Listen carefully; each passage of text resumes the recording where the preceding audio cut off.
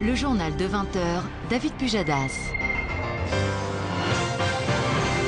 Un concept est en train de s'imposer dans l'ensemble du spectre politique français. On connaissait l'altermondialisme, et bien voici la démondialisation. Enquête Valérie Astruc, Nicolas Auer.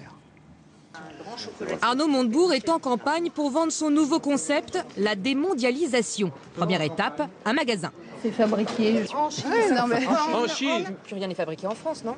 Si, encore un peu. Encore un petit peu. Nos barbes à papa, par exemple, sont fabriqués en France. Vos barbes à papa, c'est-à-dire Vous savez, barbes à papa. Ah d'accord. C'est fabriqué où ça? Fabriqué davantage en France et en Europe et lutter contre les pays qui font de la concurrence déloyale.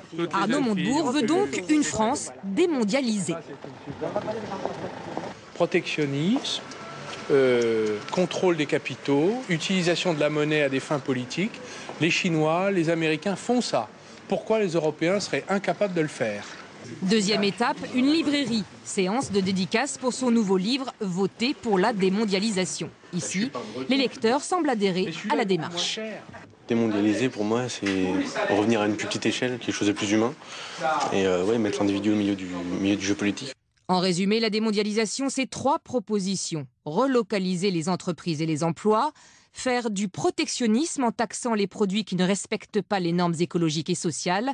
Enfin, démondialiser la finance avec plus de règles et de contrôle national.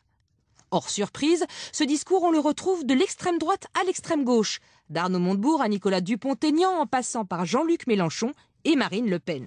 Le Front National, premier parti à avoir milité contre la mondialisation économique. La mondialisation aujourd'hui, que les choses soient claires, c'est faire fabriquer par des esclaves pour vendre à des chômeurs. Eh bien, ceux qui n'ont pas compris cela ne méritent à mon avis pas d'être élus demain. Car la classe politique a bien saisi les peurs des Français et leurs demandes de protection, y compris Nicolas Sarkozy. L'Europe doit se protéger. Elle doit investir dans l'innovation et en même temps exiger la concurrence loyale et refuser la concurrence déloyale.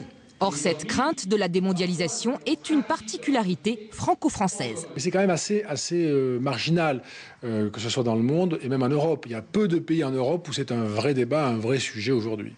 Après la sécurité en 2002, le pouvoir d'achat en 2007, la démondialisation sera peut-être un thème majeur de la prochaine campagne présidentielle.